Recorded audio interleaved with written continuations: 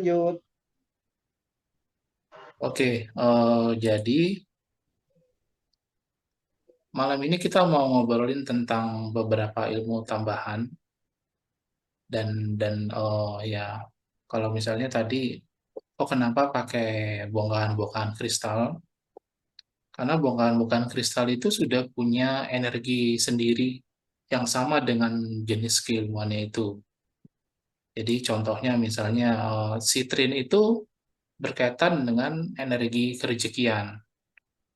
Jadi sitrin itu cocok kalau misalnya disandingin nama itu sama aura 8 penjuru. Itu misalnya contohnya sitrin. Lalu kalau misalnya pikat sukma itu kan berkaitan dengan energi pengasihan atau energi cinta. Itu lebih cocok pakai natural rose quartz. Jadi yang warna merah muda itu. Nah, oh, dia getaran energinya selaras juga dengan cakra jantung sebagai pusat dari cinta itu. Lalu kalau Black Buddha misalnya, itu dia memang harus baiknya baca parita ya, terutama parita keselamatan, karena sifat keilmuan dari Black Buddha itu dia untuk perwatan diri, orang lain, bangunan, wilayah. Jadi nanti kalau Bapak Ibu ambil keilmuan Black Buddha, nanti harus belajar juga untuk meruat orang lain, belajar. Jadi nanti salah satu latihannya itu. Lalu kenapa mata batin itu pakai minyak apel gin ini atau apple gin? Lalu kenapa warnanya biru? Karena ya berkaitan dengan itu, dengan apa ya? Jadi istilahnya tuh kita tuh akan menjadikan tubuh kita sebagai pusaka yang hidup gitu. Nah, pusaka yang hidup itu kita perlu connect lebih dalam dengan batin kita supaya nanti bisa terjalin satu komunikasi batin yang utuh, satu komunikasi batin. Jadi ibaratnya tuh nanti yang berkomunikasi itu bukan dari pikiran ke pikiran gitu. Itu lebih sulit. Karena kan nyatanya kita berbadan fisik, mereka tidak berbadan fisik. Jadi dari batin. Nah, bentuk komunikasi batinnya itu eh, sebenarnya bahasanya lebih sederhana sih. Kalau kayak ini nih bahasa yang saya gunakan ini, wah ini nih banyak banget ininya yang harus diperhatikan gitu. Banyak banget yang harus diperhatikan. Oh, saya masih memperhatikan apakah Bapak Ibu mengerti dengan apa yang saya katakan, maksudnya tersampaikan apa enggak, dan ada banyak hal-hal lain. Tapi kalau komunikasi batin itu langsung aja gitu. Misalnya saya melihat makhluk gitu, saya tinggal tanya, kamu siapa? Dulu dia jelasin. Nah, komunikasi batin itu menembus perbedaan bahasa. Jadi ternyata kalau kita pakai batin itu kita tidak perlu harus tahu bahasa Inggris, misalnya harus tahu bahasa mereka. Kalau kayaknya kan eh, kalau ada tuh paranormal yang menggunakan bahasa Sumeria kuno yang ngomongnya sampai banyak desisnya itu.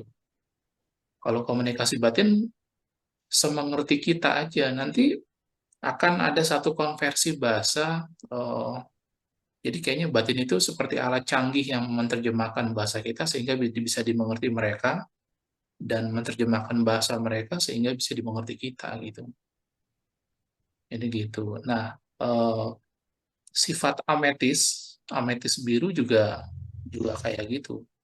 Jadi dia tuh memperkuat sebenarnya, memperkuat karena kan ametis itu kan sumber alamnya dari gunung ya Mas kalau nggak salah ya. Ametis itu Dari ini, dari apa dari Mas? apa nih? Eh, Kayak perbukitan gitu, dalam-dalam Nah, gua. nah iya kayak gitu. Jadi koneksi alamnya juga lebih kuat kalau ametis. Kemudian kemudian dia juga punya beberapa fungsi lain yang kira-kira mendukung keilmuan itu, keilmuan dari mata batin itu. Nah, nanti Karena sebenarnya kalau menurut saya pribadi, dari semua ijazah ini, yang paling berat itu mata batin. Karena itu berkaitan dengan praktek spiritual atau praktek supranatural kita gitu. Jadi nanti latihannya mungkin agak lebih intensif. Jadi untuk beberapa orang, sebagai gambaran, misalnya ada beberapa orang yang begitu dibuka mata batinnya, langsung. Jadi langsung naik ke level, misalnya level 5 atau level 7 gitu. Nah, kalau yang saya pelajari memang salah satu acuannya adalah terawangan. Nah, terawangan yang paling mudah adalah terawangan terhadap makhluk-makhluk yang kasar. Makhluk-makhluk yang energinya lebih rendah gitu. Secara energi ya. Walaupun pada kenyataannya sebenarnya mereka juga terbagi-bagi menjadi makhluk-makhluk yang rendah tapi powernya tinggi. Agak aneh juga sih itu. Ya, itu kayak gitulah. Kan mereka juga dengan umur mereka yang begitu panjang, pasti mereka belajar begitu banyak hal gitu. Itu yang kadang-kadang membuat tingkat energi mereka lebih tinggi karena mereka banyak belajar. Kalau kita berusia 500 tahun aja, tidak terbayang itu pengetahuan yang kita kumpulkan selama 500 tahun itu. Sebagai contoh, ada satu makhluk namanya kitsune. Kitsune itu sebenarnya rubah rubah Jepang ya, disebutnya kitsune. Nah, dia kalau udah berumur 1000 tahun, dia akan punya 9 ekor itunya. Ekornya tuh ada ekor 9. Nah, pada saat dia memiliki ekor 9, dia memiliki kebijakan itu yang ternyata yang saya mengerti itu salah satunya pengetahuan gitu ya. Kebijakan yang akan membuat dirinya itu pembelajarannya jauh lebih cepat gitu. Jadi pada saat dia sudah berusia 1000 tahun dan memiliki 9 ekor itu, dia bisa menjelma sebagai manusia. Nah, Kitsune itu spiritnya itu menarik karena dia adalah tipe spirit pembelajar. Jadi dia suka tuh akan sesuatu yang baru atau sesuatu yang dia suka, dan dia dengan senang hati belajar. Belajar terutama dari ini sih, dari teman manusianya. Kan kebijaksanaan, sebut aja lah kebijaksanaan 1000 tahun itu akan membuat kita menatap seseorang itu lebih dalam daripada orang yang cuma mendapatkan pengalaman 100 atau 200 tahun. Termasuk pengetahuan, pengetahuan dalam diri. Kayak gitu. Nah, jadi mereka emang tipe-tipe spirit yang pembelajar, lalu mereka tuh mau untuk belajar. Itu salah satu ini juga sih, ke apa ya, keikhlasan hati ya. Saya ingat ada salah satu paranormal, boleh nyebut nama nggak sih di sini? Sebut aja, Mas. Sebut aja ya. Jadi ada Iya. salah satu paranormal namanya Yang Ratih. Saya dulu nggak sengaja itu ketemu sama dia. Lalu kan, oh ya, di kepala kita paranormal itu gimana gimana, ternyata setelah ketemu dia, dia baik banget. Begitu masuk, dia langsung bilang, sudah makan belum? Kalau makan, makan makan makan, ambil minum, dia bilang sama asistennya lah dia. Lalu ya gitu, jadi itu menjadi satu pembicaraan yang sangat hangat itu antara antara kita dengan dia gitu. Nah, pada saat itu konsep paranormal langsung berubah di pikiran saya. Oh, ternyata memang memang memang ya, semakin orang bijaksana tuh tidak dilihat apakah agamanya itu apa, lalu apakah dia spiritualis atau supranaturalis ya, atau apalah gitu, kebijakan dia yang menentukan. Lalu dia dia adalah orang yang terus terang bilang, saya profesinya dukun, emang saya dukun gitu. Dia bilang gitu gitu. Nah, Yang Rati itu. Tapi sayangnya setelah itu saya nggak dapat kesempatan lagi sih. Kesempatan lagi. Saya juga pernah ketemu Ki Joko Bodo juga sempat ke rumahnya. Lalu ya biasalah, kita suka ngomong-ngomong sama dia. Ki Joko Bodo emang sudah itu, udah hijrah. Kita bilang gitu.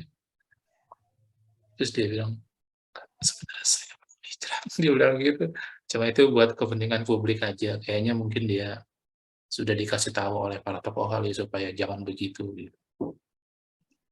Dia tetap sih. Jadi pas dia meninggal kemarin cukup sedih juga sih. Maksudnya, karena dia orangnya unik. Itu aja sih. Nah, jadi sekali lagi dari semua yang dipamerkan itu memang yang paling menantang dan karena kan saya pribadi harus meyakinkan bahwa keilmuan ini bermanfaat di Bapak Ibu ya. Gitu. Itu hanya sebagai tes saja. Lalu nanti salah satu kelebihan dari mata batin itu adalah jadi kontrol energi dengan niat. Kontrol energi dengan niat kan selama ini kan kita diajarkan atau kita belajar bahwa ketika kita mengalirkan energi, kita memakai visualisasi atau apa. Jadi itu agak repot, walaupun mungkin soalnya kalau pakai visualisasi membayangkan kita tidak mengenal energi. Jadi gitu. Kan kemarin kan ceritanya saya ketemu Bro Abe juga kan. Terus dia terangin banyak tentang pranic healing. Ya, kalau di basic lah dia bilangin basic advance itu mah sebenarnya nggak guna lah buat kau gitu. Wah, saya jadi nggak enak. Padahal saya juga mikir begitu. Nggak bercanda. Nah, jadi visualisasi lalu apa? Nah, lucunya adalah kita memvisualisasikan dengan buta karena tetap pada intinya kita tidak tahu prosesnya gimana gitu. Jadi kalau merasakan sih menurut saya lebih efektif sih daripada visualisasi atau diniatkan aja sambil diselidiki gitu. Diselidiki ya. Misalnya contohnya gini, kita bisa tahu bagaimana bagaimana kekuatan itu dengan misalnya menyalurkan begini. Lalu ntar apakah ada semakin besar atau apa, tapi jangan diatur ya Bapak Ibu ya. Kemudian saya ingat dulu waktu saya belajar kirap, misalnya begini, misalnya menyalurkan energi 100 kali lipat.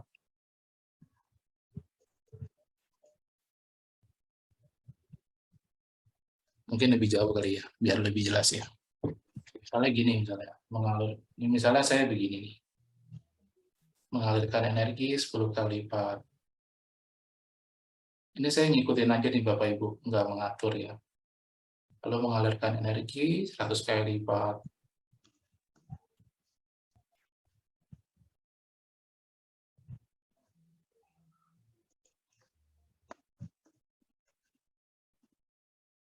Nah ini kan Bapak Ibu, saya tidak tahu ya apakah Bapak Ibu cukup sensitif apa enggak, tapi kita coba aja. Coba aja fokus ya Bapak Ibu ya. Mengalirkan energi 1 juta kali lipat.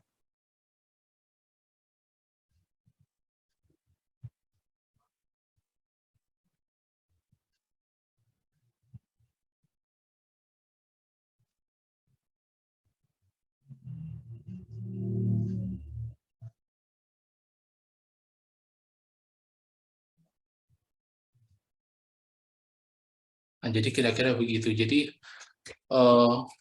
kalau dulu pada saat saya belum belajar mata batin, saya kadang-kadang ngikut tuh dengan afirmasi saya. Jadi hentakan-hentakan itu terasa gitu.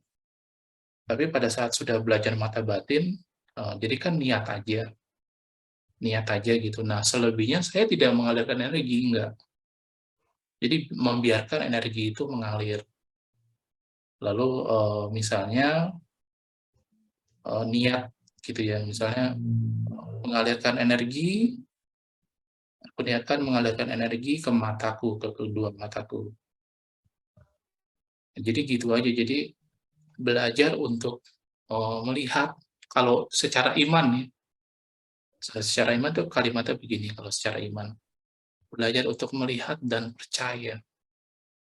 Nah, jadi pada saat kita melihat dan percaya itu tidak ada peran kita di situ gitu. Tidak ada peran kita. Jadi biarkan tergantung ya niat kita apa, biarkan energi itu yang bekerja gitu. Makanya makanya kemarin salah satu yang membuat kita sebenarnya lebih pasrah adalah membiarkan berkat Tuhan yang bekerja. Berkat Tuhan. Jadi berkat Tuhan bantu untuk menyembuhkan misalnya. Setelah itu biarkan berkat Tuhan yang bekerja gitu. Nah, itu sebenarnya pengantar untuk nanti Bapak Ibu belajar tentang mata batin. Jadi kita menjadikan diri kita sebagai apa ya? Sebagai energi itu sendiri gitu. Sebagai energi sendiri. Maksud saya begini, kita sendiri kan punya energi kan. Kita sendiri punya energi. Kita tidak mungkin nggak punya energi. Ini nih kalau nggak ada energinya itu nggak bisa bergerak begitu begitu enak, begitu halus, begitu apa ya, nggak kasar gitu loh. Tapi kalau kita sakit kan kelihatan tuh bedanya tuh. Kualitas energinya itu yang menggerakkan itu beda gitu.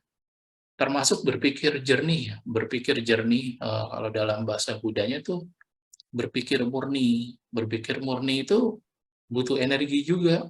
Jadi kayak gini-gini nih yang kelihatannya sesimpel ini butuh energi. Tapi kalau Bapak Ibu terlalu menyadari prosesnya agak repot sendiri gitu. Misalnya dengan pikiran, aduh kita lagi Zoom-nya bermanfaat nggak ya? Lalu sebaiknya saya bahas apa ya? Lalu saya bikin catatan, oh habis ini bahas ini, habis ini bahas ini. Jadi terlalu merepotkan. Jadi diniatin aja, sama dilatih ketulusannya aja. Seberapapun, misalnya kan kebetulan misalnya saya kenal dekat dengan Mas Chandra. Kalau cuma ada Mas Chandra ya saya ngobrol aja berdua karena kita terbiasa begitu, terbiasa ngobrol kan kebetulan rumah kita dekat kan. Kita sering ngobrol. Udah ngobrol tuh udah ya lupa waktu kayak gitu. Iya. Nah, jadi ketulusan itu juga juga ada pengaruh lah gitu. Nah, jadi gitu. Nah, menjelaskan apa yang saya mengerti ke Bapak Ibu itu butuh tantangan juga, tantangan untuk mata batin ya.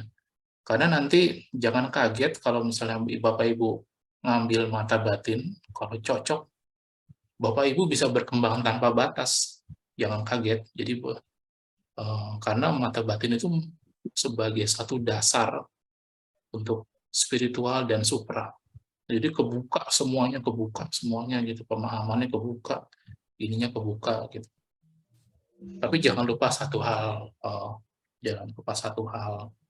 yaitu jangan lupa Tuhan. Jangan lupa Tuhan, jangan lupa uh, dari mana kita berasal dan kemana kita menuju. Kalau dalam bahasa siapa itu Mas? Jadi jangan lupa dari mana kita berasal dan jangan lupa dari mana kita menuju. Dan jangan lupa juga bahwa Tuhan menciptakan kita untuk dekat dengannya, bukan untuk jauh dengannya. Gitu.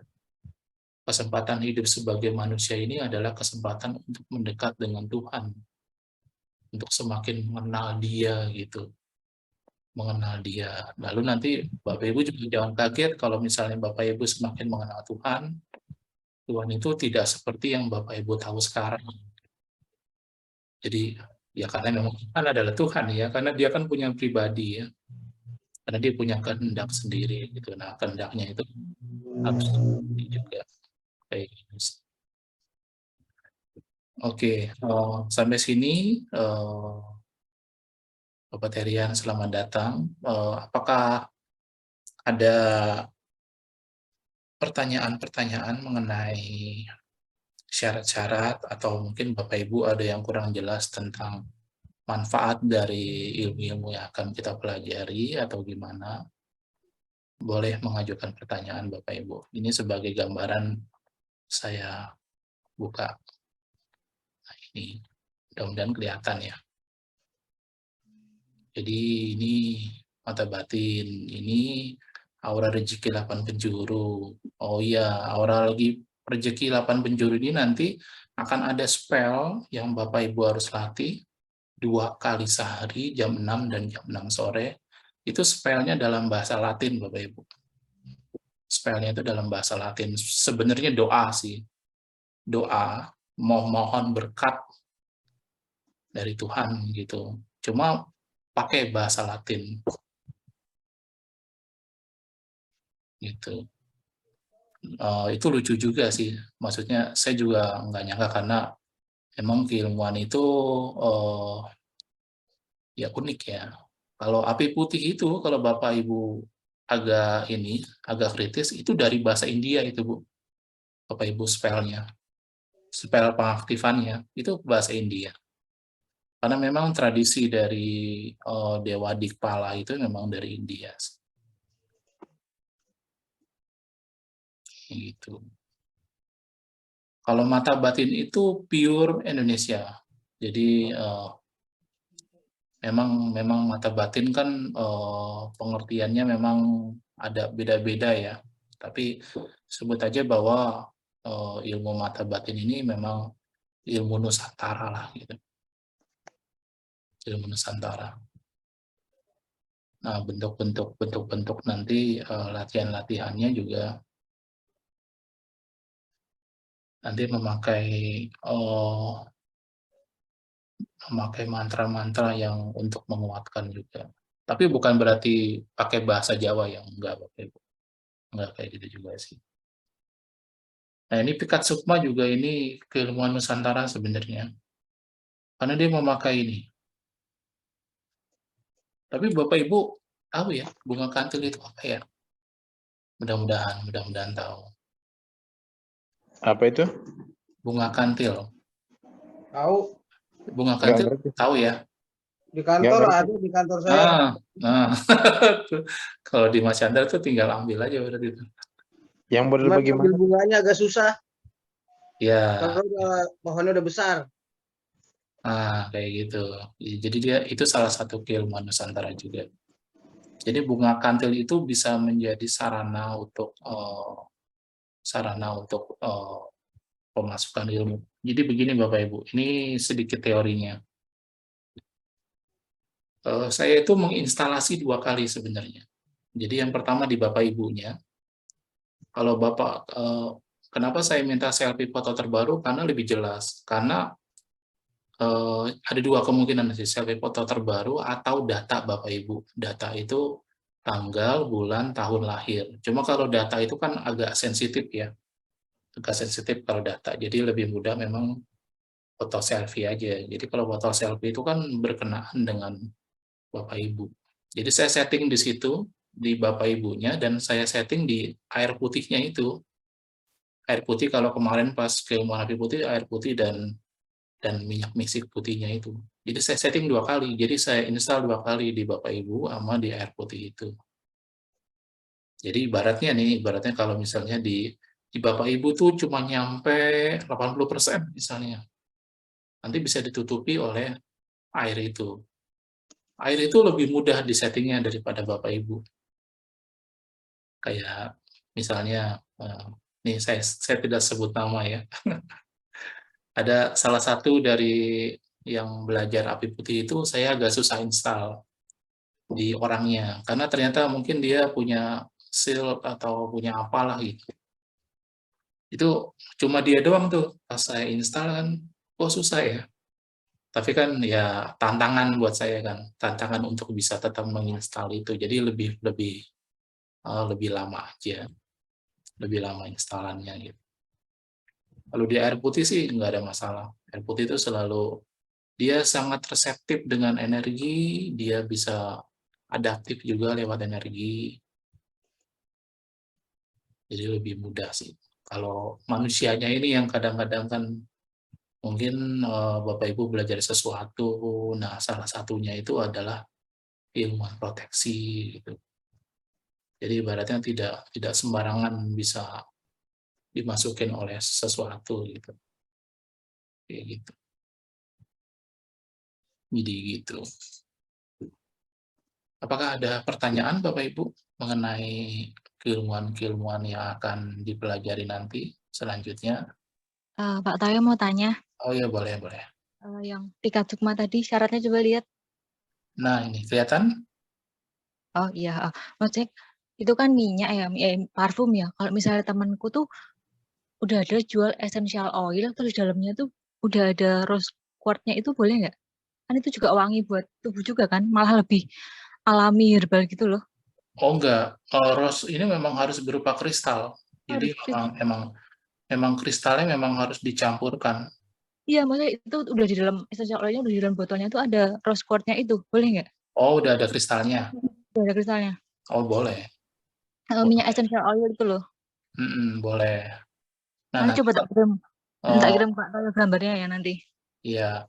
Lalu kenapa ini saya tulis parfum harian? Karena saya berharap ini dipakai. Jadi parfumnya itu dipakai sama Bapak Ibu. Jadi kalau misalnya Bapak Ibu bisa pakai parfumnya, jadi nanti jadi lebih tajam lah. Lalu Pikat Sukma itu ada ininya ya, ada aktivasi hariannya ya Bapak Ibu. Jadi nanti setiap pagi dibaca sekali, habis itu udah. Jadi nanti dibantu oleh aktivasi itu, dibantu oleh parfumnya yang dengan isinya apa, natural rose quartz itu, jadi ntar lebih kuat, ntar hasilnya lebih kuat. Nah, Pikat Sukma ini kan salah satunya itu Pikat Sukma itu jadi membuat kita lebih luas terhadap siapapun dan suasana apapun, jadi lebih luas saja. Dan sebentar, saya tutup sebentar ya. Nah, ketika kita lebih luas, kita punya pandangan yang berbeda dengan sekitar kita, dengan siapapun yang kita ajak ngomong, sama siapapun. Kita punya satu respect karena kita bisa melihat kebaikan. Kebaikan kan dalam arti kebaikan secara umum ya, maksudnya selama ini kan kita kan hanya memperhatikan orang-orang yang kita anggap luar biasa, misalnya dia punya postur cantik gitu, dan kita punya anggapan sangat terkotak-kotak dengan kata kecantikan dan kegantengan itu. Jadi nanti dengan keilmuan Pikat Sukma ini, kita akan lebih bisa melihat sisi-sisi positifnya dalam banyak orang. Seperti juga mereka akan melihat sisi-sisi positif dalam diri kita yang tadinya nggak mereka perhatikan. Jadi manfaatnya tuh timbal balik sebenarnya. Lalu nanti Bapak Ibu harus juga belajar untuk lebih pede dalam arti, jadi nanti ketika misalnya Bapak Ibu ambil Pikat Sukma nih, kan pasti kita memperhatikan penampilan kita kan. Misalnya kalau saya, mungkin karena saya kan defaultnya seperti ini, jadi saya nggak perlu sisiran ya. Kalau Bapak Ibu kan sisiran, perlu kaca, kayak gitu, perlu misalnya memperhatikan, oh kayaknya gimana nih supaya nggak kusam gitu. Nah setelah itu belajarlah untuk jangan terlalu banyak ngaca. Jadi kita belajar untuk percaya, gitu. Percaya dengan ini aja, dengan apa? Percaya dengan keilmuannya, percaya dengan kita yang punya sisi positif ya, percaya dengan banyak hal yang positif. Jadi percaya aja. Nanti bersama dengan itu nanti semuanya akan mengalir enak gitu. Jadi kalau misalnya dimintain pendapat nih, ya katakan aja pendapat kita. Terlepas apakah pendapat kita diterima apa enggak. Gitu. Kalau kita kan sebelumnya, mungkin kalau sebelumnya kita jalan, kita merasa diperhatikan. Walaupun mungkin sebenarnya nggak ada yang merhatiin kita ya. Tapi kalau sekarang kita bisa lebih bebas, lebih bisa mengatakan apa yang kita pikirkan, pendapat kita, dan lain-lain. Nanti akan kelihatan tuh, kelihatannya tadi itu sisi-sisi baik kita. Seperti juga kita bisa melihat sisi-sisi baik orang lain. Nah, bersama dengan situasi yang positif, nanti muka kita seperti kayak lebih menarik, gitu. Kayak gitu sih. Kita lebih banyak senyum. Kalau orang lebih banyak senyum kan lebih menarik ya. Kayak gitu misalnya, kayak gitu. Oh, tadi malah jarang cerminan gitu Pak, jarang aja. Kenapa? Ya karena kalau orang yang sering bercermin mungkin kurang pede. Energi. Tapi bukannya kalau misalnya self love gitu malah harus sering bercermin mencintai diri sendiri gitu ya? Seharusnya enggak sih, seharusnya enggak. Seharusnya enggak. Kalau kita bercermin kan berarti kita merasa ada yang kurang, ada yang kurang, ada yang kurang, ada yang kurang gitu. Nah, ada yang kurang ini membuat kalau secara energi itu jadi ada jeda gitu, energi jadi ketutup sebentar, kebuka lagi, ketutup sebentar, kebuka lagi. Tapi kalau kita loss aja, justru kesempatan itu bisa kita gunakan untuk menunjukkan. Kan konyolnya begitu. Orang lain tidak akan tahu kita bisa main gitar kalau kita nggak tunjukkan sama mereka. Konyolnya kayak gitu. Seperti juga orang lain tidak akan tahu kita hebat kalau kita nggak tunjukkan kita hebat. Kayak gitu. Jadi lebih pada kepercayaan aja sih. Dan membangun kepercayaan diri gitu. Nanti bersama dengan prosesnya, bersama dengan latihan antara akan lebih kelihatan. Akan lebih kelihatan. Kan kita ingin menjadi seorang pribadi yang lebih baik. Dengan menjadi seorang pribadi yang lebih baik, nanti akan ada kelengkapan-kelengkapan yang akan kita sadari ada di diri kita gitu. Dan kita bisa gunakan kelengkapan itu buat apa ya? Ya, buat lebih nyaman dan mudah-mudahan nanti jadinya lebih rezeki. Kan orang-orang yang berrezeki itu kan orang-orang yang enak dipandang. Menarik dipandang. Kayak gitu.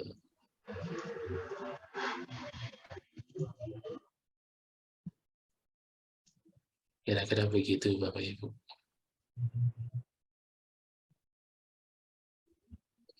Silakan Bapak Ibu supaya interaksi kita lebih hidup ini.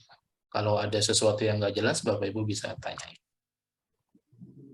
Atau ya, Oh ya Pak. kalau kan tadi bilang install melalui ayat dan melalui 2 kali ya. itu kan 2 kali itu kan melalui foto. Kalau foto itu bisa diganti dengan kalau install langsung misalnya video call aja langsung install bisa nggak? Gimana Pak? Misalnya kan ya, kalau daripada harus kirim misalnya daripada harus kirim gambar ya kan, apakah boleh nggak langsung video call aja nanti langsung ke install begitu, boleh nggak? Bisa sih Pak, cuma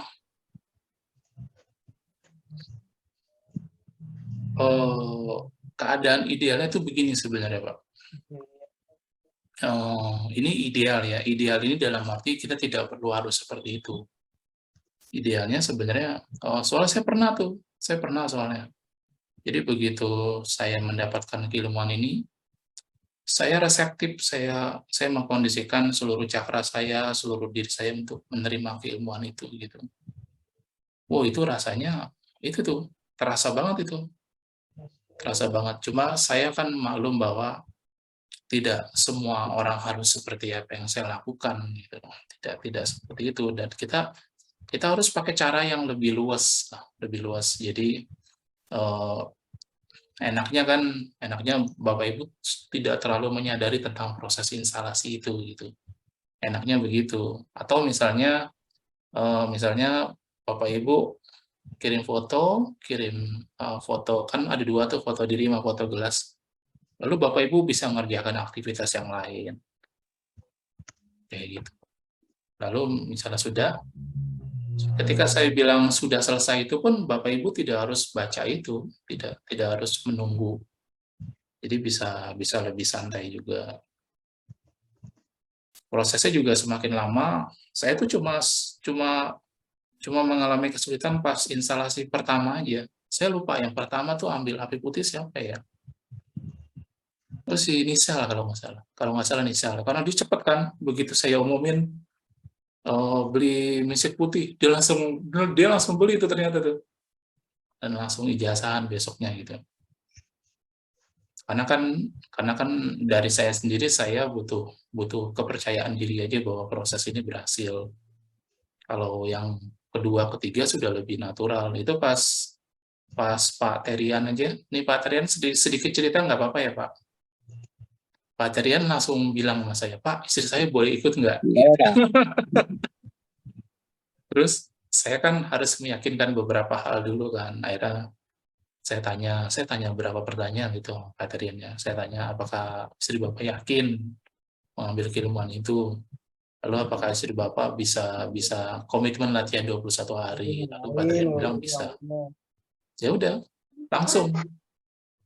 Nah, itu pas prosesnya Pak Terian lebih simpel lagi tuh. Nah, sesudah-sudahnya lebih simpel.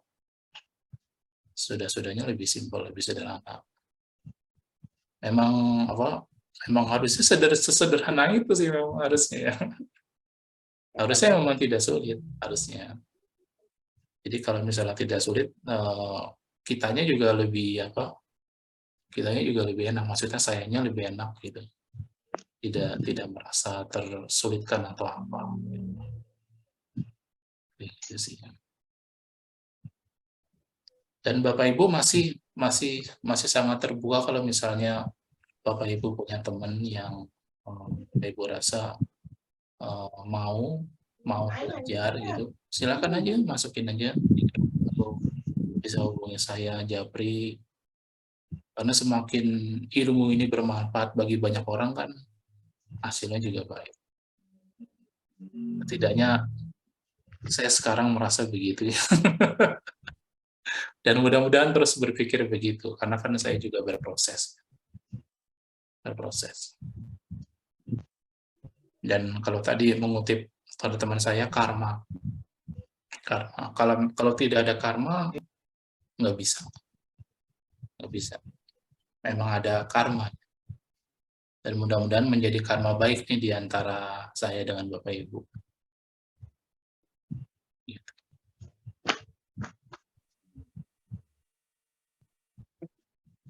Ya kita berharap yang baik-baik aja lah. Jangan berharap yang tidak baik.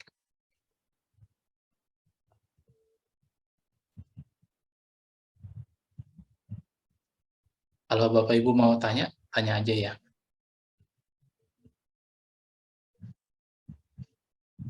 Oh ya, saya ulangin sedikit tadi. Nanti kalau Bapak Ibu belajar Black Buddha, nanti Bapak Ibu mau ya untuk meruat orang lain gitu. Meruat bangunan atau wilayah.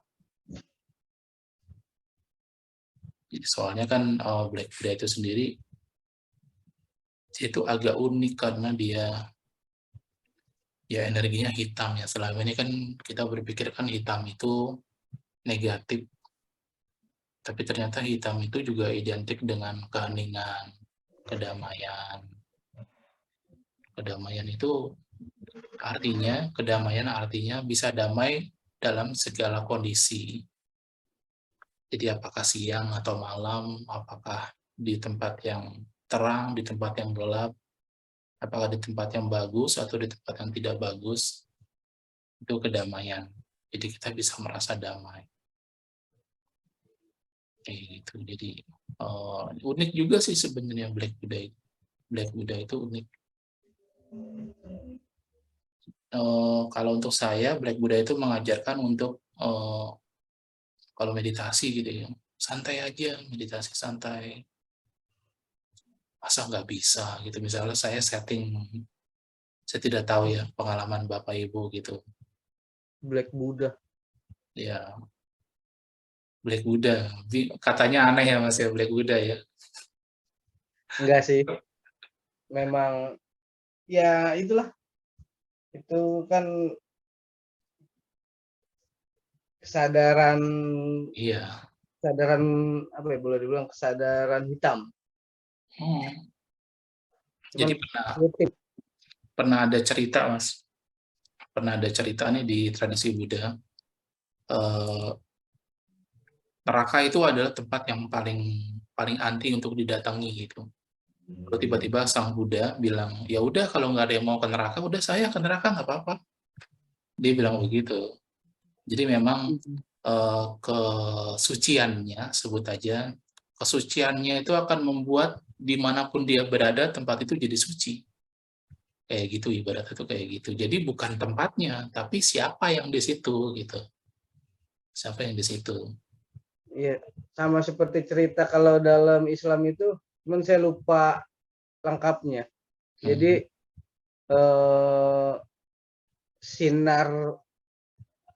sinarnya orang yang beriman itu, orang bertakwa itu ditakuti oleh api neraka.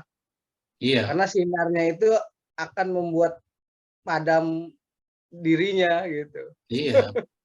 Itu kan jadi bingung kan. Kalau bicara soal beriman itu, Mas. Iya. Banyak orang baik, tapi bukan berarti dia beriman. Beriman itu kalau di agama Kristen itu percaya. Banyak orang baik, tapi khawatir terus. Khawatir terus gitu. Kalau beriman, kepercayaan itu sudah cukup sih. Kepercayaan itu sudah cukup. Jadi kayak apa ya, yang seperti Sujiwo Tejo bilang. Levelnya lah. Beriman ada levelnya lah. Iya, nah itu kayak gitu. Sujiwo Tejo bilang, Anda tidak percaya besok bisa makan itu sudah mengingkari Tuhan, itu sudah mengingkari kebaikan Tuhan. Kayak gitu. Kok seperti kayak nggak punya iman gitu loh, ibaratnya kalau bahasa dia itu begitu. Anda nih kayak nggak punya iman aja. Nggak percaya kalau besok Tuhan akan atur rezeki Anda gitu. Ibaratnya kayak gitu. Iya. Tapi agak sombong ya. Ya gimana ya? Gaya sejauh biasa itu, gaya orang kan. Pembawaan karakter. Iya.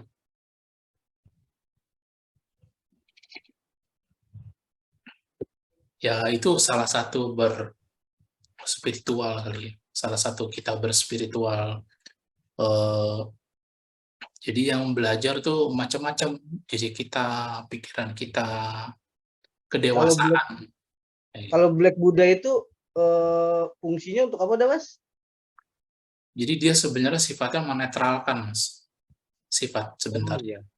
Intinya menetralkan ya? Ya, intinya menetralkan. Jadi kalau dilihat di sini itu, bentar, saya share screen. Jadi dia di atas nih. Memurnikan, menetralkan energi yang tidak dibutuhkan. Jadi kan energi-energi itu kan sebut aja ada dua ya. Ada energi yang kita butuhkan dan ada energi yang tidak kita butuhkan. Pengertian-pengertian energi ini juga termasuk makhluk. Makhluk itu kan energi kan. Jadi ada beberapa makhluk yang pro kehidupan kita, ada makhluk yang kontra dengan kehidupan kita. Jadi itu salah satu yang dinetralkan juga gitu. Lalu juga ya berarti gimana, Mas? Kalau dari segi esensinya sih, secara fungsi sih sinkron sih. Ya, jadi harusnya misalnya, kalau di tempat kerja, harusnya kita tidak bermasalah dengan orang lain. Harusnya orang lain tidak bermasalah dengan kita. Bermasalah ya Bapak Ibu ya, bermasalah gitu. Nah, kadang-kadang tanpa sadar, ternyata biang keroknya kita nih. Ternyata. Kadang-kadang gitu tanpa sadar kan, tanpa sadar. Atau orang lain yang tidak dewasa, dan kita meresponnya dengan tidak dewasa juga. Kayak gitu. Sebenarnya kan kembali ke masalah santai tidak santai dalam hidup kan sebenarnya kembali ke dalam diri. Kita bilang misalnya jalanan macet. Tapi kalau kita tahu di tabungan kita ada 10 miliar, santai kok itu, santai. Nah itu sebenarnya perasaannya itu, perasaan bahwa kita punya uang banyak gitu ya. Perasaannya itu gimana gitu. Makanya salah satu filosofi yang dilatih itu oleh orang Cina itu, jangan sampai duit kamu kosong, jangan sampai. Di dalam dompet itu harus selalu ada duit. Supaya apa? Supaya dia bisa mengundang teman-temannya gitu. Sebenarnya mungkin secara esensi supaya kita lebih irit aja. Perasaan kita punya uang itu beda sama perasaan kita tidak punya uang. Jadi kalau ada uang itu, uangnya jangan dipakai. disimpan disimpan di dompet gitu. Itu kalau istri saya tuh dia bahkan suka mengoleksi uang-uang ampau-ampau dari orang-orang yang dia pikir bijak. Misalnya bosnya, ditulis tuh di amplop itu dari siapa. Itu nggak dipakai itu duitnya, disimpan di dompetnya. Dalam bentuk amplop, masih dalam bentuk amplop. Atau ada uang, tapi uangnya dinamain dari Pak ini. Bang nggak diundang pergi di antara Pak Toyo. Ya, sorry ya. Ini bahasa kita berbahaya nih kayaknya nih. Bahaya Pak Toyo ini. Cik ya. Sendok aja. Ketok dulu kacanya. Tik tik gitu. Iya. Iya. Yang ini samanya Lanjut Bapak Ibu. Lanjut.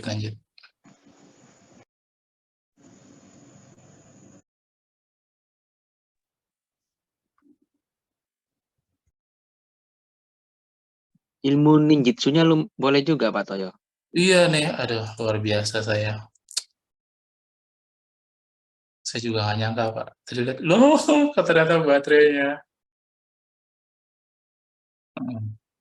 Tadi sampai mana ya Bapak Ibu ya? Bukan baterainya. Black Buddha, Pak. Oh iya Black Buddha ya. Iya kayak gitu. Jadi ya Itu saya pernah dulu dikasih tahu dengan salah satu tokoh spiritual Jawa Timur, dia bilang, tadi Pak Toyo rasakan Black Buddha ya. oh iya tuh, gelap langsung. Jadi spiritual Jawa Timur itu bilang sama saya, sebenarnya yang paling bagus adalah dalam situasi apapun, kamu bisa selaras dengan energi saat itu. Terus saya merenungkan juga, kan. Saya masih merasa tuh kalau takut energinya beda, kalau berani energinya beda, kalau di tempat ini energinya beda, kalau di tempat itu energinya beda. Itu dia kalau dia pesannya dalam segala situasi harus sama sebenarnya energinya. Jadi situasinya ada, cuma kita tidak takut. Situasinya ada, kita tidak takut gitu. Jadi lebih settingnya ke kita, bukan ke lingkungannya gitu. Jadi dengan kata lain ya adaptif aja. Adaptif. Kalau macet ya macet, kalau nggak macet ya nggak apa-apa juga gitu. Dijalani aja, dijalani. Kayak gitu sih.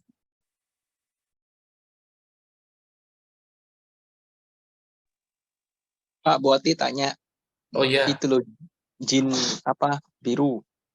Apple Jin. Oh, jin apel, jin biru. Apple Jin. Oh, Apple Jin itu sebenarnya unik juga sih. Jadi itu kalau dilihat di internet itu dia itu sebagai apa ya?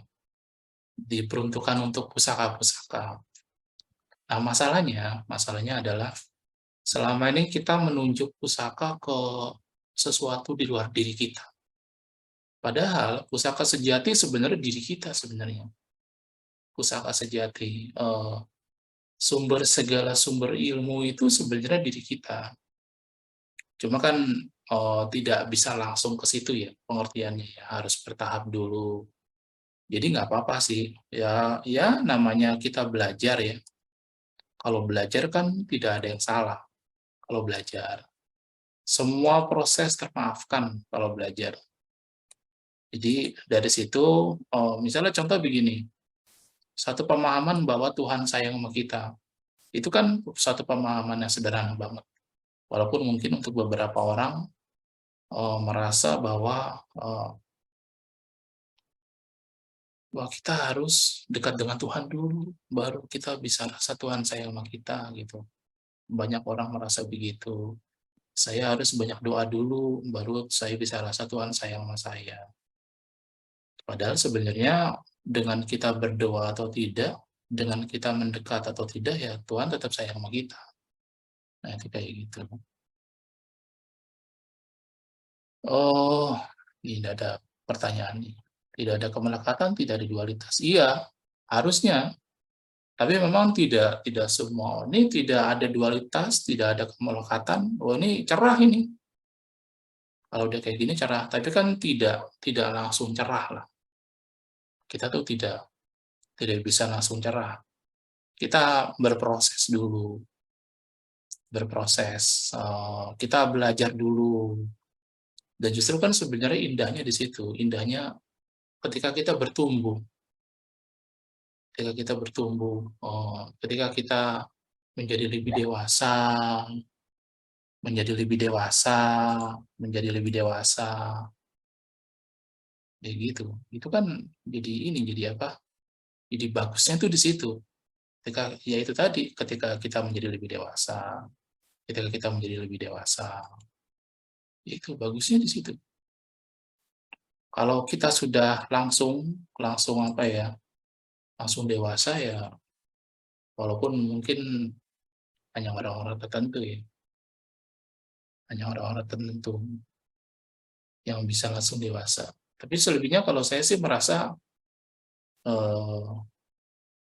karena saya kan guru ya, saya tuh melihat setiap tahun ada anak yang lebih kecil, ada anak yang lebih kecil, ada anak yang lebih kecil gitu. Jadi ya mau nggak mau akhirnya saya menerima mereka. Kalau enggak agak sulit mengajar mereka dengan dunia mereka yang selalu berubah.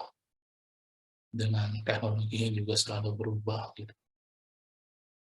Kayak gitu sih.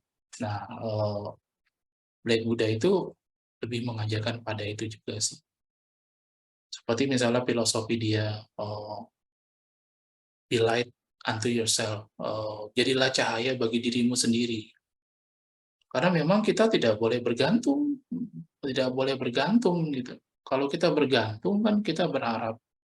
Kalau kita berharap, ya kalau harapannya baik, kalau harapannya nggak baik, jadi agak apa ya, agak sulit juga sih. Jadi kayak gitu. Secara tidak langsung nanti kita akan mengenal ajaran-ajaran Buddha. Nah, kalau kita mengambil keilmuan itu sih. Kan selama ini kan kita sebenarnya pengetahuan kita tentang ajaran selain ajaran atau agama kita kan kurang, sangat kurang malah. Nanti kita akan tahu. Makanya nanti salah satu latihannya adalah parita.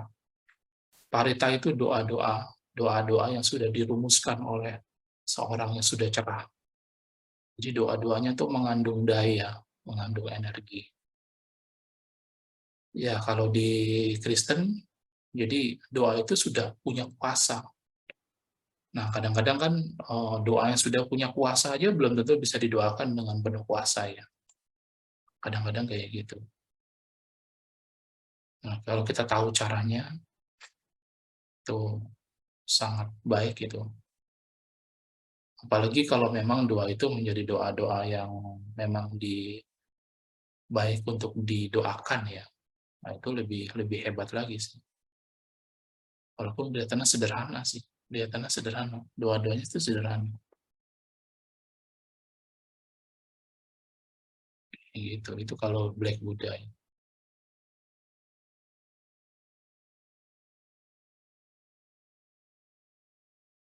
Keilmuan ini memang membuat kita mengenal lebih dalam sih. Lebih dalam tentang kehidupan.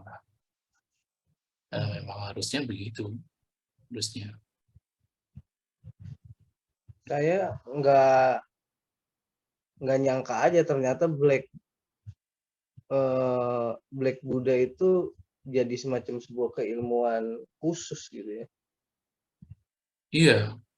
Yang saya mengerti itu kan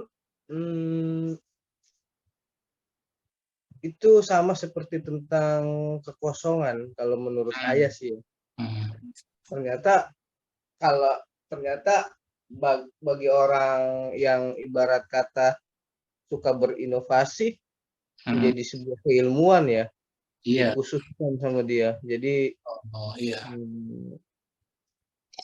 kalau dari saya sendiri kan saya ngertinya itu tentang kekosongan, makanya saya tanya fungsinya, ternyata fungsinya itu kan menetralkan. Netral. Memang sejalan sih, memang ketika orang sampai pada titik kekosongan tuh biasanya memang nanti netral dia. Jadi ada banyak cara, Mas. Kalau misalnya kekosongan itu biasanya kalau di Buddha itu diterangkan khusus oleh Buddha kepada muridnya yang namanya Sariputra. Kekosongan tuh. Jadi kalau Mas pernah dengar kosong adalah isi, isi adalah kosong, itu salah satu filosofinya mereka itu. Iya. Bahwa dalam segala apapun itu kekosongan. Sutra Buddha, sutra hati. Itu kalau Sariputra. Kalau misalnya si Moga, siapa tuh saya lupa namanya. Nah itu dia malah belajar pencerahan dari kesaktian, Mas. Iya. Jadi Sang Buddha itu uniknya adalah dia mengajarkan kepada murid-murid utama disebutnya, itu berdasar kebutuhan mereka. Misalnya Moggallana tuh, saya lupa salah satu muridnya yang disebut sebagai tersakti. Itu dia menang lewat kesaktian. Sampai pada akhirnya kesaktiannya itu, pencerahannya dia itu, kesaktiannya itu tidak akan membuat dia mengerti tentang hidup ini gitu. Lalu dengan sengaja dia tidak memakai kesaktiannya, lalu dia harus menghadapi karma, kalau enggak dia nggak mencapai pencerahan. Kemudian dia agak ironis juga sih, karena dia dibunuh oleh para perampok. Dia sengaja memang membiarkan diri dia untuk itu. Karena dengan begitu karmanya selesai semua. Lalu ada Atisa itu dari Tibet dia, salah satu yang mencapai pencerahan juga. Dia mengambil penderitaan orang lain. Jadi dia menanggung penderitaan orang lain di dalam dirinya. Itu menemukan pencerahan juga tuh Mas di situ, Mas. Jadi ketika kita punya rasa empati yang sangat besar gitu ya. Ternyata rasa empati itu akan membuat kita mengerti bahwa segala sesuatu terjadi menurut kehendak. Nah, jadi titik empati tiba-tiba jadi watching, jadi hanya sebagai penonton dengan semua penderitaan itu.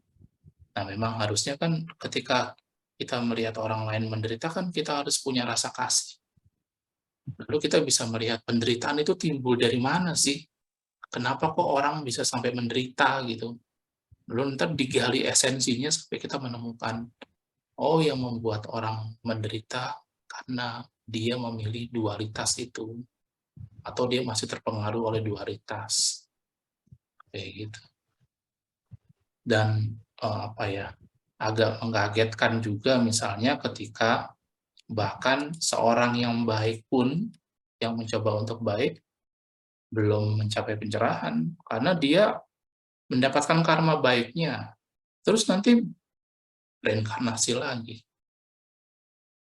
Jadi sebenarnya sama aja, orang baik dan orang tidak baik sama aja bereinkarnasi terus, cuma yang satu mendapatkan sesuatu yang baik, yang satu mendapatkan sesuatu yang buruk gitu. Nah, kalau ajaran Buddha kan harus melampaui dualitas itu. Nah, pada saat dualitas itu, Bapak Ibu, kita akan mengenal hukum kasih. Kasih itu bukan berbuat baik atau berbuat tidak baik atau gimana ya. Kasih ya kasih. Kasih itu bukan sifat manusia itu sifat Tuhan itu. Nah, bagaimana berbuat kasihnya itu yang menjadi akhirnya jadi ngomong-ngomong agak filsafat sih kalau lebih dalam. Ya, kira-kira begitulah. Tapi ya pelan-pelan, kita pelan-pelan dulu. Jadi ketika pendukung hidup dan kehidupan kita sudah kita mengerti, nanti kita akan lebih mudah untuk berjalan menuju Tuhan. Akan lebih mudah. Contohnya begini misalnya, ini jadi agak kepanjangan. Kita diejek marah. Kita diejek ya. Diejek marah. Coba Bapak Ibu perhatikan, situasi seperti itu tuh ada pada siapa? Diejek marah, dipukul bales. Jadi ternyata secara fisik usia kita bertambah, tapi secara mental usia kita nggak bertambah. Jadi hal yang tadi itu yang diejek marah, lalu balas mengejek, itu anak kecil. Jadi ternyata usia mental kita itu anak kecil. Nah, lalu apa yang membedakan antara usia mental dewasa sama anak kecil? Kalau usia mental dewasa diejek, kita nggak marah. Karena kita tahu misalnya bahwa kita tidak seperti apa yang dia bilang. Atau mungkin yang dia bilang itu benar ya. Atau mungkin yang dia bilang itu benar. Oh iya, kayaknya memang harus ada sesuatu yang harus saya perbaikin. Karena dia ngomong benar dan saya marah. Saya nggak terima itu, gitu. Ya kayak gitu, misalnya kayak gitu.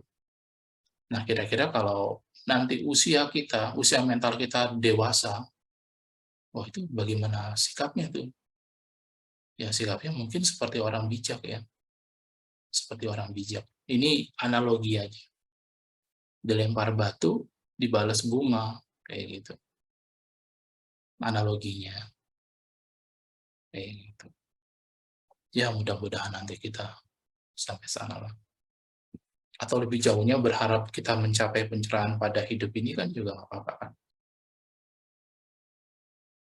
Sebentar, saya jadi Buddha, lalu Fatrian jadi Buddha, Tias jadi Buddha, Agatha jadi Buddha gitu. Ntar kita nongkrong. Nongkrongnya di mana ini? Di kafe di surga. Nongkrong-nongkrong. Di Gunung Himalaya. Tuh, di Gunung Himalaya. Ini bisa jadi. Kalau sudah sampai Buddha kan jarak dan waktu sudah tidak ada. Biasanya para Buddha itu nongkrongnya di Gunung Himalaya itu. Ya, mudah-mudahan ya. Asal jangan nongkrong di wihara aja. Udah jadi Buddha nongkrongnya di wihara juga. Nongkrongnya di gereja juga. Gitu. Ya, kayak gitu.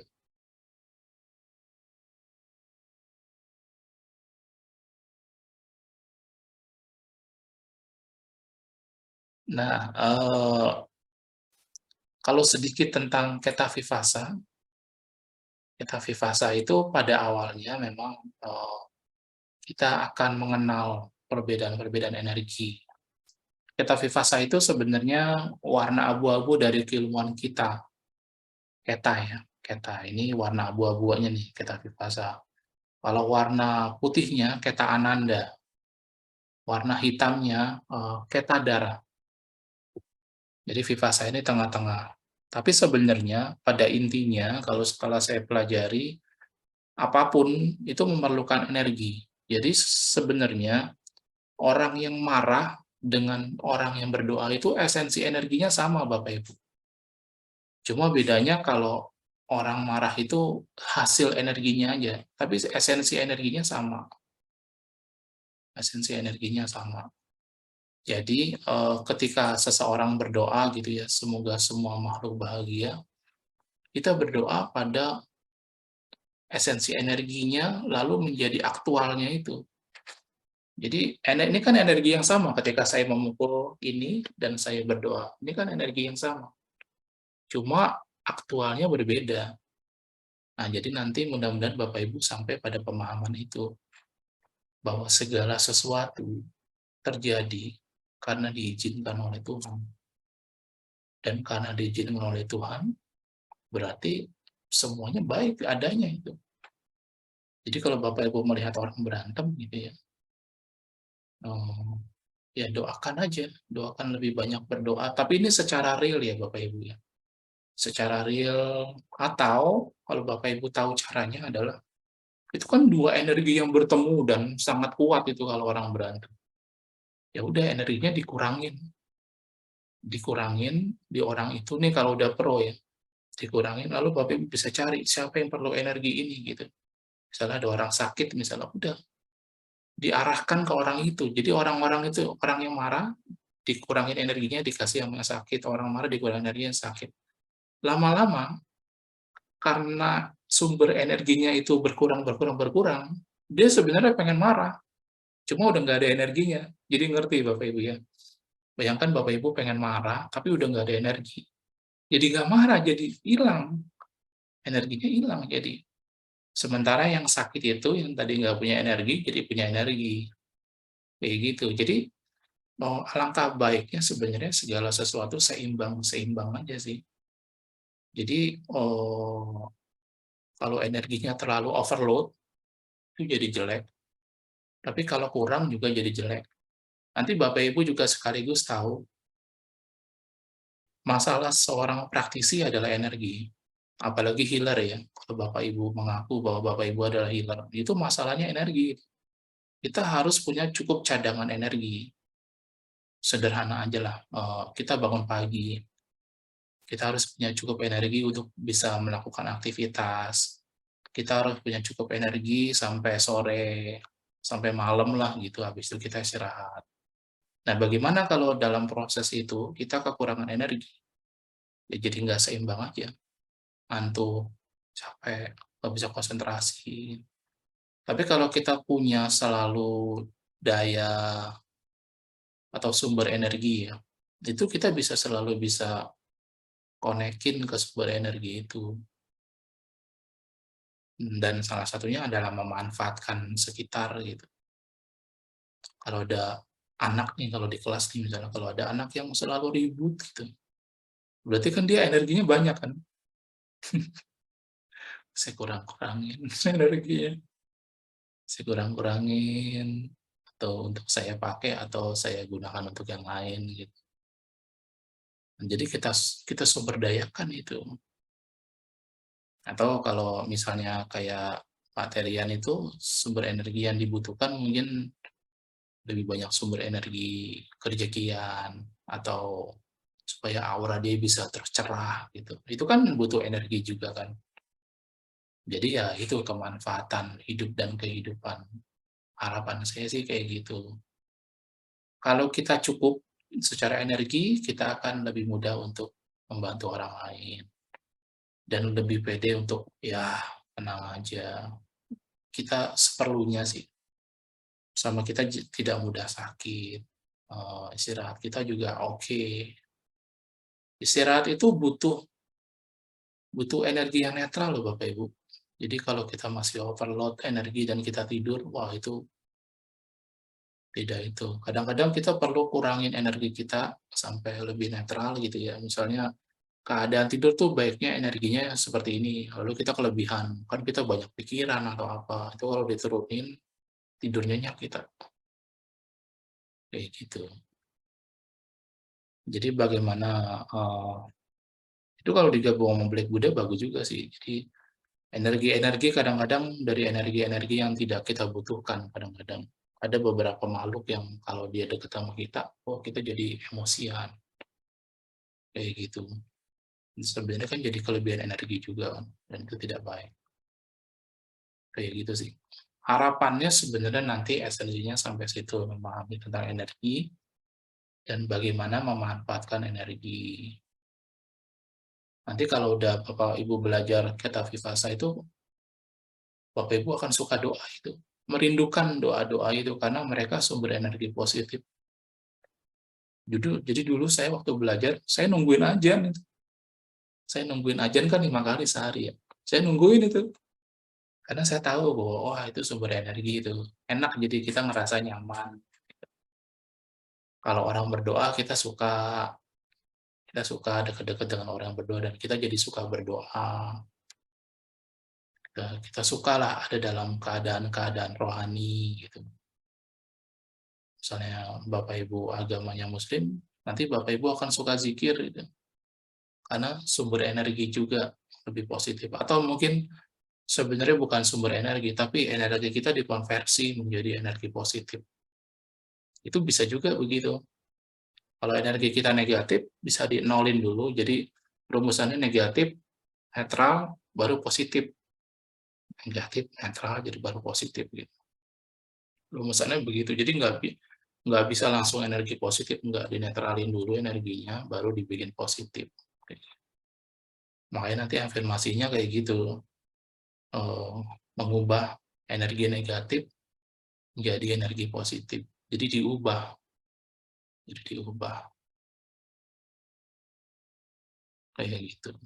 Dan energi positif juga ada beberapa energi positif yang jatuhnya juga tidak baik sih. Jadi memang mesti seimbang, segalanya mesti seimbang. Rendah hati itu sebenarnya energi positif, rendah hati itu sebenarnya adalah energi negatif yang positif, Bapak Ibu. Agak membingungkan sih. Lalu rasa hormat itu sebenarnya energi positif yang positif. Jadi ada energi negatif yang negatif, ada energi negatif yang positif. Ada energi positif yang positif, ada energi positif yang negatif. Salah satu energi positif yang negatif itu adalah merasa lebih suci dengan orang lain, dari orang lain. Itu kan positif banget sebenarnya kan. Kita dekat dengan sama Tuhan, lalu kita merasa suci, lalu kita akhirnya kita merasa bahwa kita lebih suci dari orang lain. Jadi kelebihan, jadi energi positifnya kelebihan. Dan jadi cenderung negatif akhirnya kalau begitu. Nah, jadi kayak gitu.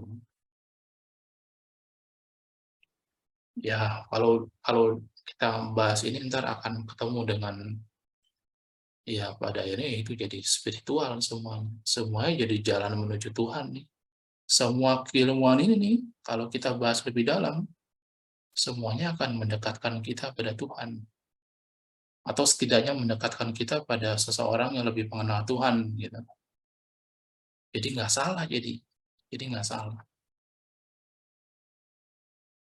Kayak gitu Bapak Ibu. Pak Toyo, Oh iya, kalau boleh bertanya, mm-mm. di dalam violet flame ya, api ungu, itu biasanya disebutkan atau apa namanya spellnya ya atau mantranya itu biasanya ditransmutasikan menjadi love and light. Nah, itu bagaimana penjelasannya, Pak? Karena Bapak tadi menyebutkan bahwa dari negatif harus dinetralkan dulu, baru kemudian bisa menjadi positif. Sementara apa namanya spelling itu tadi apa mantra-mantra itu tadi biasanya ditransmutasikan menjadi love and light. Berarti kan langsung ke positif, Pak. Itu sebenarnya ada tools-nya, Bu. Ada tools, ada alat bantunya sebenarnya. Sebelum jadi itu ya. Sebenarnya kan yang disebut mantra, kenapa itu membedakan dengan kata lain? Kan ada banyak mantra itu kan sebenarnya kata kan. Tapi apa yang membedakan mantra dengan kata-kata yang nggak biasa? Kata-kata yang biasa. Kalau mantra kan kata-kata yang ada powernya. Jadi itu ada ini dulu, Bu. Kalau saya sih mengertinya itu ada tools. Sebenarnya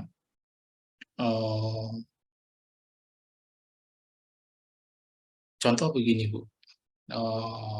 Kalau Ibu Kristen ya, kalau Ibu tahu Bapak kami yang terbaik itu adalah Bapak kami yang Yesus ucapkan. Nah, Yesus mengucapkan Bapak kami itu pakai bahasa Aram. Bahasa Aram itu bahasa yang terlupa, sudah hilang lah gitu bahasanya. Nah, pada saat kita berdoa dengan bahasa asli Yesus, itu powernya lebih tinggi itu. Itu sama orang Jawa berdoa pakai bahasa Jawa, sama dia berdoa yang sebenarnya bahasanya bahasa Jawa, tapi dia terjemahkan ke dalam bahasa Indonesia.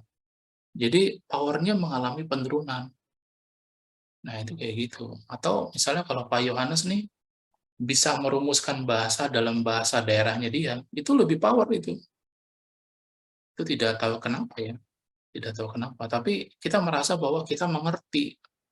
Kita mengerti. Makanya nanti kalau Bapak Ibu latihan afirmasi itu harus menjadi bahasa yang Bapak Ibu mengerti. Walaupun bahasanya agak aneh kalau didengar dengan orang lain.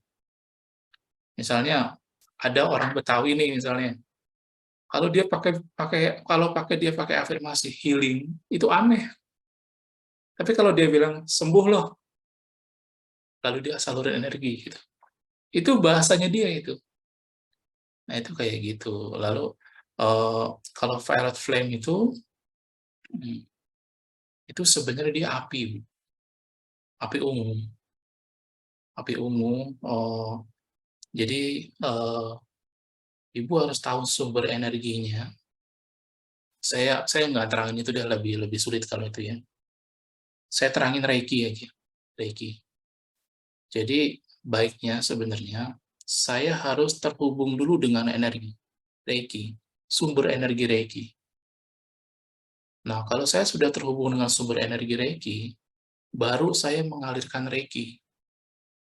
Ini mudah-mudahan Ibu mengerti ya. Jadi itu beda ketika saya mengalirkan energi Reiki sama saya terhubung dengan sumber energinya dulu, baru kemudian mengalirkan energi. Itu beda, Bu. Jadi ketika kita terhubung dengan sumber energi Reiki, yang kita salurkan adalah energi dari sumber itu. Jadi sederhananya kayak gitu. Nah, jadi kita terhubung dulu, baru kemudian kita menjadi katalisator atau apa ya, alat gitu. Atau kalau kita udah lebih pro lagi, langsung sumbernya, energi sumbernya yang langsung di itu ini. Nah, sama nanti kalau misalnya dalam ini nih, dalam next-nya kan saya kan sempat tulis project yang saya mau eksplorasi itu dari malaikat itu. Jadi saya bukan mengambil energi malaikat, enggak. Tapi saya mengambil sumber energinya. Jadi malaikat itu kan 3 malaikat utama, Michael, Gabriel, dan Raphael itu kan punya sumber energi kan, ke atas kan. Nah, saya sumber energinya itu yang saya ambil. Jadi bukan dari 3 orang ini. Nah, kayak gitu. Jadi kalau Bu Oti bisa tahu sumber energinya, lalu bisa terhubung dengan sumber energi itu, wah, itu luar biasa itu. Nah, itu baru akan menjadi seperti yang Bu Oti bilang tadi itu. Yang mentransformasi energi itu menjadi energi kasih. Itu baru bisa. Nah, dalam tahap ke situ, Bu Oti harus bisa membedakan misalnya sebut aja 3 energi misalnya. 3 energi. Misalnya ini misalnya ya. Ini contoh aja sih, contoh. Bentar.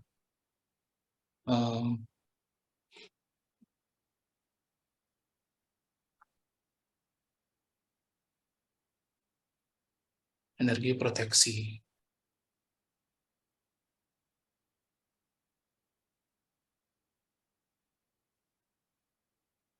Nah, ini energi proteksi nih.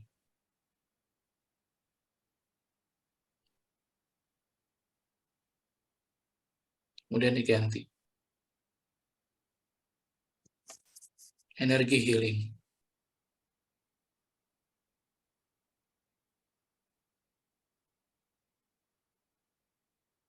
Nah, jadi ada perbedaan-perbedaan energinya. Nah, kenapa kita harus bisa membedakan energi? Nanti pada akhirnya kita akan mendapat pengalaman tentang energi-energi itu. Jadi misalnya kita mendekati atau kita kenal dengan seseorang, kita langsung bisa lihat, wah, ini orang energi proteksinya kuat banget nih. Nah, kadang-kadang energi proteksi kalau terlalu kuat, dia menghalangi energi-energi lain untuk lebih berkembang gitu. Jadi energi healingnya kurang karena ketutup dengan energi proteksi. Energi proteksinya lebih mendominasi lah kayak gitu. Kalau bisa semua seimbang. Makanya harusnya kalau kita bicara baiknya dan idealnya, seluruh cakra ini aktif harusnya. 7 cakra ini aktif semua. Nah, pada saat ke-7 cakra kita aktif, maka seluruh fungsi dari setiap cakra itu akan maksimal. Makanya ini harus rajin dibersihin, semuanya dibersihin. Ketika semua bersih, semua akan bisa bekerja dengan lebih maksimal atau lebih baik dari biasanya lah, karena biasanya kotor. Gitu. Nanti pemahamannya juga lebih dalam. Pelan-pelan ya Bu, pelan-pelan mengerti tentang energi, mengerti tentang perbedaan energi, mengerti tentang sumber energi. Nanti kalau Bu Oti dibukakan lagi oleh Tuhan ya, dengan izin Tuhan lah, mungkin kita bahasnya. Dengan izin Tuhan nanti Bu Oti akan mengenal Ascended Master. Nah, itu Violet Flame itu terhubung dengan salah satu Ascended Master itu, Bu. Dengan Saint Germain, Pak. Saint Iya, iya. Germain. Tapi harus tahu dulu dia itu siapa. Iya, itu kayak gitu. Iya, sering baca saya, Pak. Iya, Ascended Master ya. Iya, Banyak sekali. Ya, saya banyak panggil Serapis segala macam, Pak. kayak gitu. Ascended Master itu, Bu, dia sangat pemilih, Bu. Jadi hanya orang-orang yang berjodoh dengan dia yang akan dia buka rahasianya gitu. Ascended Master. Atau ya bukan tidak mungkin di antara kita nanti setelah ini ya ini angan-angan kita menjadi salah satu Ascended Master gitu. Amin, amin, amin. So be it. Buat mau. Tapi kan itu luar biasa, Pak. Perjalanannya luar biasa kan. Kita tidak tahu apa yang terjadi kalau kita bisa memurnikan diri kita demikian. Itu kan kita nggak tahu, Pak. Ascended Master itu sebenarnya petugas, Bu. Tugas. Jabatan sebenarnya. Makanya kalau misalnya Bapak Ibu merasa bahwa Archangel Michael ya itu adalah seorang yang sama, itu enggak, itu beda-beda itu. Cuma jabatannya sama. Kayak presiden lah, presiden kan beda-beda. Tapi presidennya ada. Tapi ya itu nanti baik kita ketahui sendirilah tentang hal itu. Baik kita ketahui, baik kita berkembang. Justru kan yang bagusnya kan apa ya? Ini luar biasa juga sebenarnya. Sebenarnya kalau saya lihat, kalau dari kacamata saya ya, Bapak Ibu ini luar biasa gitu. Bapak Ibu yang sedang Zoom sama saya ini luar biasa. Cuma mungkin kita beda pandangan aja. Saya mandangnya begini, Bapak Ibu mandangnya ke sini. Gitu. Intinya sebenarnya begini, kalau Bapak Ibu baik, maka Bapak Ibu akan melihat kebaikan dalam diri orang lain juga. Gitu.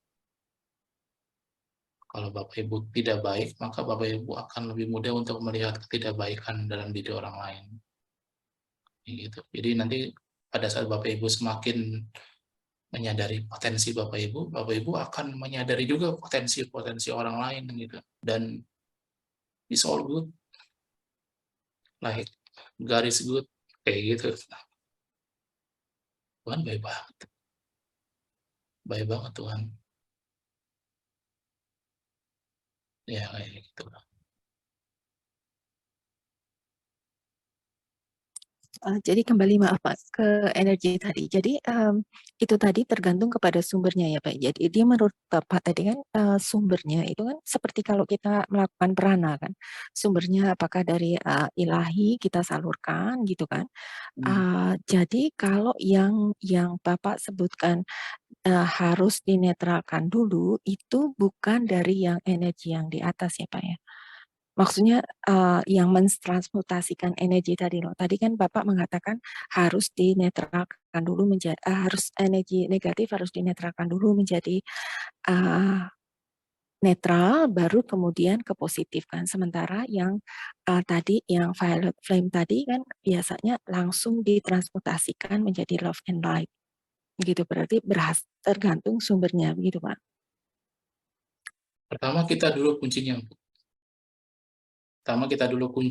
Kemudian bersama dengan pengertian yang semakin bertambah, kita akan mengerti bahwa segala sesuatu itu ada sumbernya.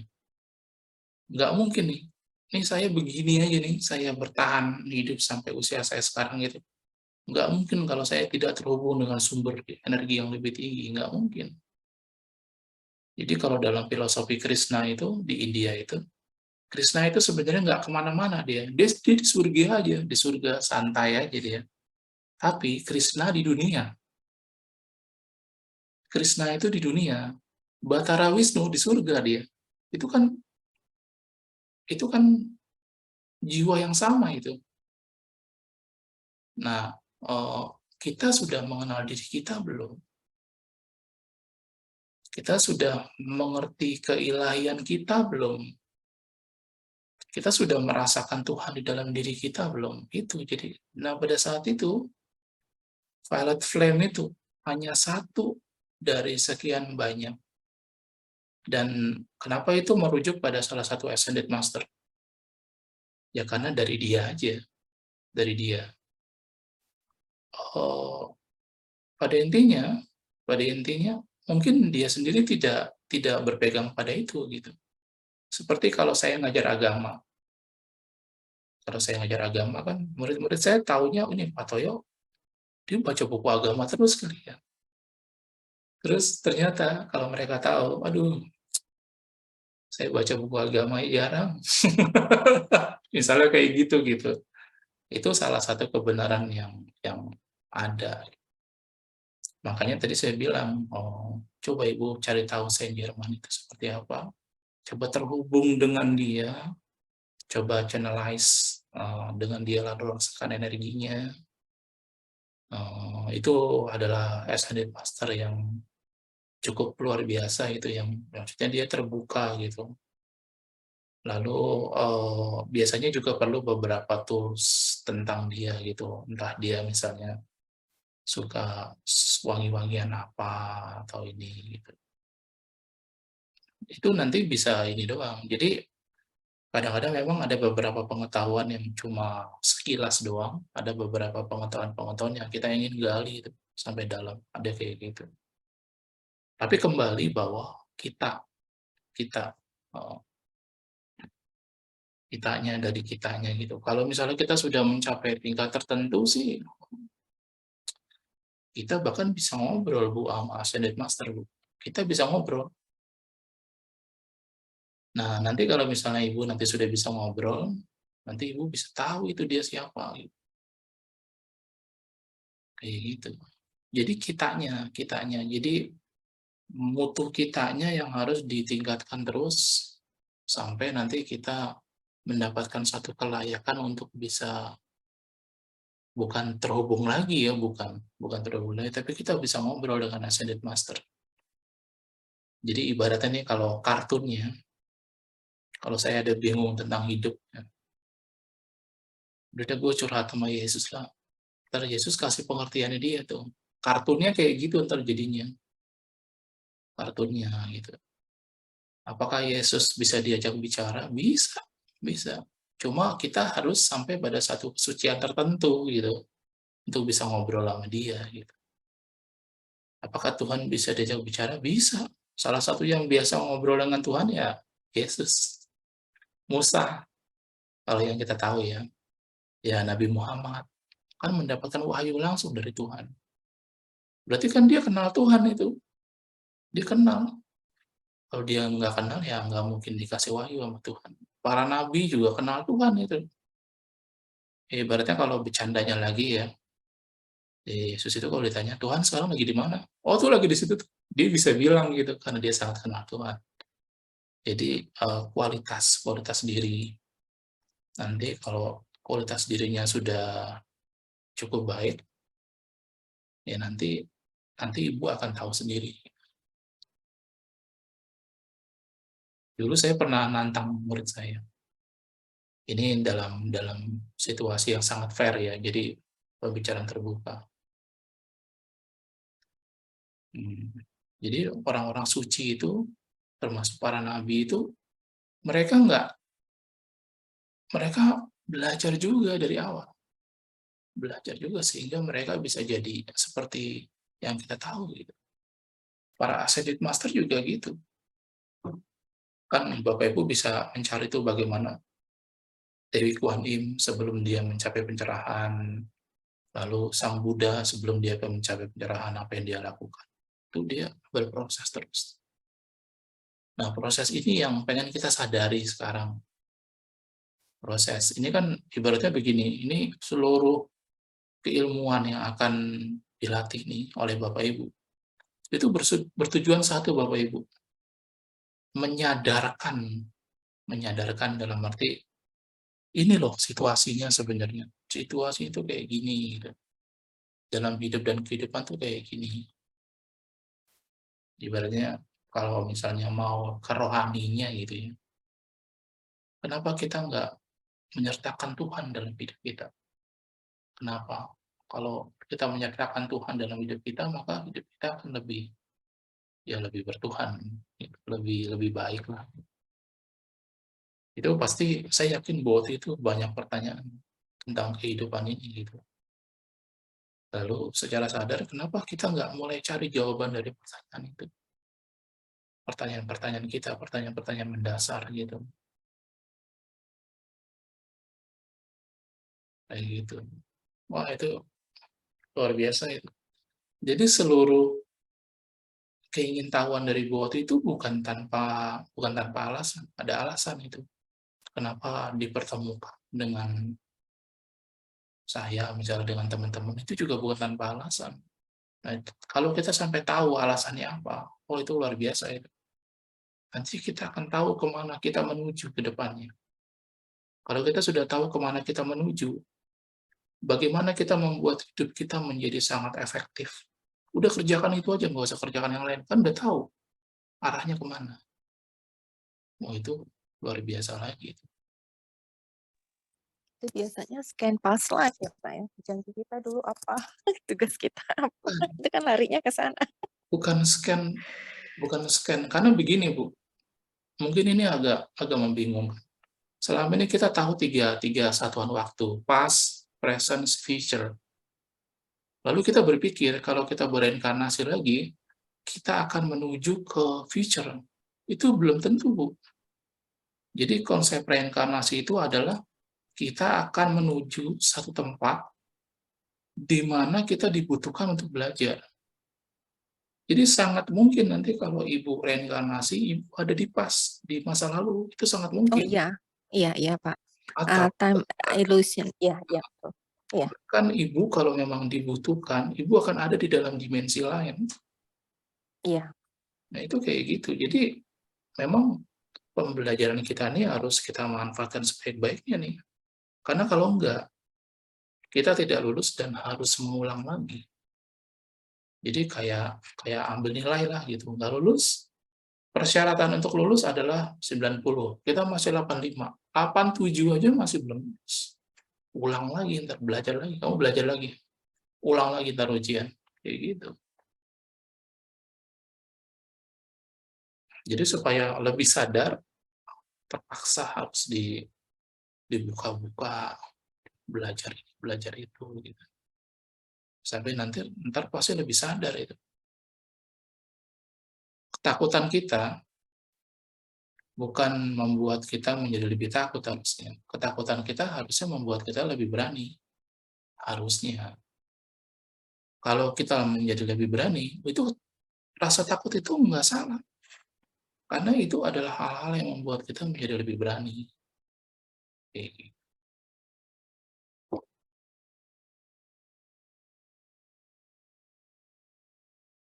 Seru kalau ngobrol kayak gitu.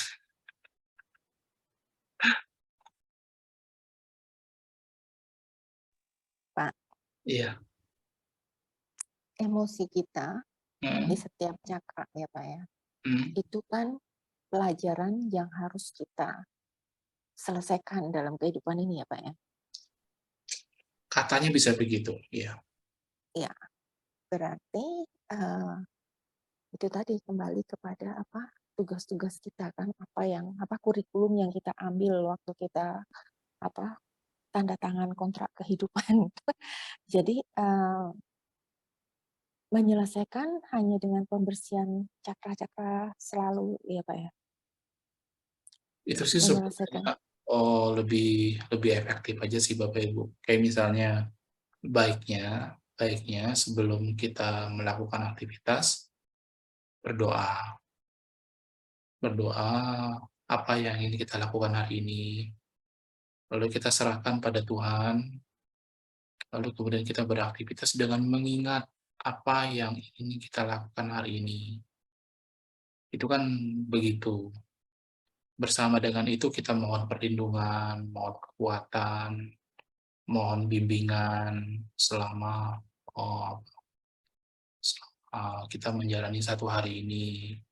Lalu ketika kita tidur juga begitu, kita belajar dari kesalahan yang kita lakukan dari pagi sore ini, kalau mau disebut sebagai kesalahan ya. Kemudian kita berjanji untuk menjadi seorang yang lebih baik di hari berikutnya. Itu kayak gitu, dan begitu terus gitu. Dan begitu terus kita akan selalu kita akan selalu butuh perlindungan, bimbingan, dan ya itu rencana, dan begitu terus. Begitu terus. Tapi kalau kita menemukan cara yang lebih baik, tidak ada pilihan lain, Bu. Cara lama harus kita tinggalin. Jadi kalaupun Ibu sedang menuju pulau, ketika Ibu sudah sampai pulau itu, perahunya harus ditinggalin. Kalau udah sampai pulaunya. Jadi semua akan menjadi alat kita untuk mencapai pencerahan itu. Kalau sudah mencapai pencerahan, udah tidak dibutuhkan lagi. Ini itunya tidak dibutuhkan. Gitu. Bergembiralah. Bergembiralah menjalani hari-hari kita gitu ya. Bergembiralah dalam apapun yang kita lakukan. Bergembiralah dalam suka, bergembiralah dalam duka, bergembiralah dalam situasi yang baik, situasi yang tidak baik. Itu kayak janji perkawinan ini. For better and for worse gitu. Tapi ya simboliknya memang begitu. Pencerahan itu adalah pertemuan, peleburan antara kita dengan Tuhan gitu. Ketika tetesan menjadi lautan, ketika ya itu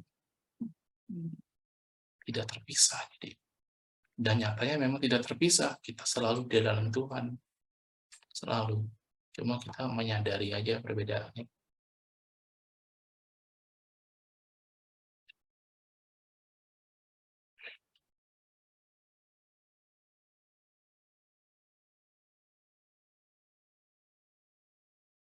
Pasti bisa.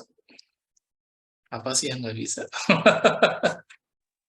Iya, terima kasih Pak Toy. Iya, karena joy is the key ya, Pak ya. Jadi vibrasi kita harus di atas selalu agar kita Ada semua. lagunya itu, Bu. Hati yang Ya. gembira adalah obat. Terima kasih Pak Toy. Iya, Bu.